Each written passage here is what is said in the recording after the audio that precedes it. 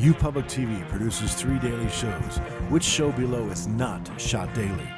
Breaking the News, The Morning Brew, U Sports Central, or Indie Scene. Hey, welcome back. That dance doesn't seem like it fit in very well with the play about a wedding, don't you think?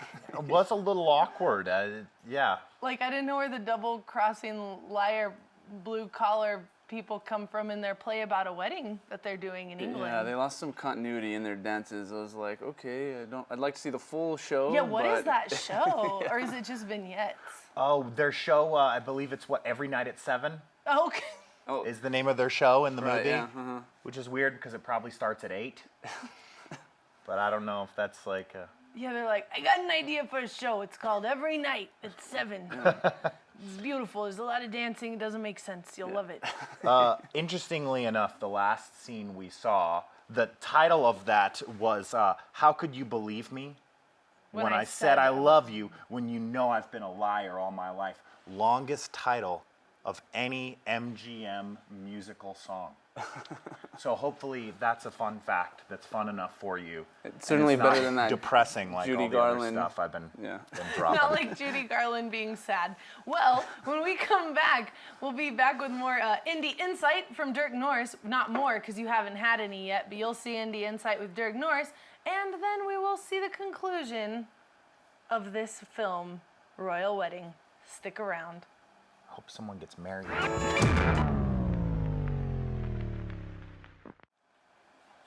That was some pre-Jamiroquai action. Yeah. Fred Astaire dances on the ceiling. Pre-Poltergeist too, right? Because for Poltergeist, they had to build the same style, like turn room. Yeah, I had no idea, like, watching the movie for the first time and saw it, and I was like, this is Inception, like, because that's, like, what I, like, most recently, saw it in Inception. I was like, that's so cool. They actually, physically built it. I mean, there's obviously no green screen, like, well, to what we have now back then, and so. Yeah. Really, really cool. Like, for me, the highlight of the film just was amazing. And for me, more, it was like, there's like, pictures on the wall, and her picture that he's like holding in his hand and setting down every time he sets it down, he had to have been setting it on Velcro or something, and I was watching for it, or I don't know, or hooking it, and he'll set it down, the room will flip, and nothing happens to the picture.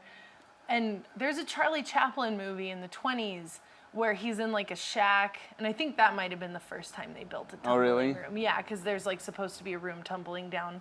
This is a very technical film knowledge I'm dropping. I think that was the first time they built a round room. Roundy round, a spinny spin? Room, a spin room. Uh-huh. Yeah, and actually, Fred Astaire had thought of the idea of that Train particular factoid. dance. Train fact incoming. He had conceived the idea several years earlier and talked about it before with a lot of people, but I guess it just, they had to build the spinny spin in order to make it happen. Yeah, this movie feels like a lot of like people's they're like, I want to do this musical where this happens, and I want to do this musical where this happens, and like it's not necessarily all like needed for the story, but it was like some ideas that a lot of people wanted to get out. That's how it feels. Well, you're correct, Lauren, because I have another fact incoming. Drop it. This plot is actually a mashup of Fred Astaire's relationship with his sister and references to the wedding of Elizabeth II and Prince Philip in 1948. So it's kind of those things all jumbled together into one. Well, very well. Which is why it may feel somewhat disjointed. And with that fun fact, we take you out into commercial break. Neat.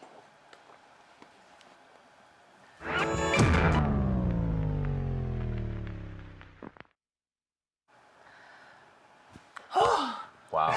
I didn't think it was going to happen. I didn't think it was going to work out. They got married. Get out of town.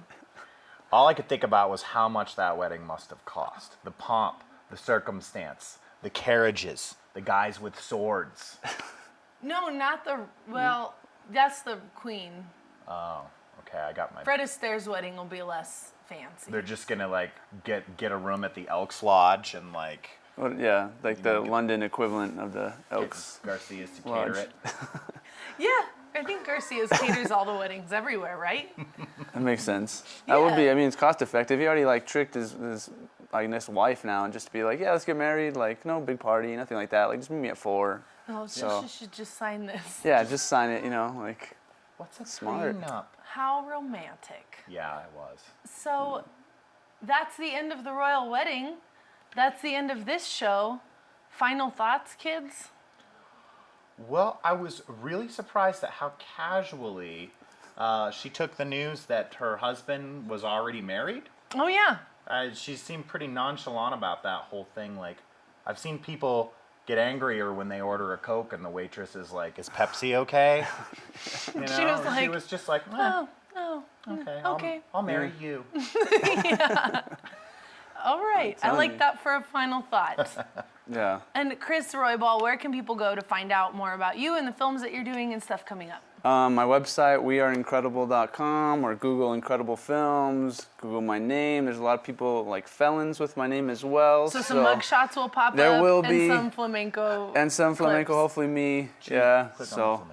I'm the Christopher Michael Roybal, Okay. the not the felon one. I know, knock Not on the wood. like that- Rio Reba County, this happens. Yeah, or whatever exactly. county. Yeah, no, basically I was born in Rio Reba, so it's like Oh. every other one there. Yeah. So yeah. So go to weareincrediblefilms.com. Weareincredible.com. Yeah. Cool. All right. Well, I'm Lauren Poole, and join us next time on Pulp Film Lab, where we watch the awesome and awesomely bad films that you should know about. See you later.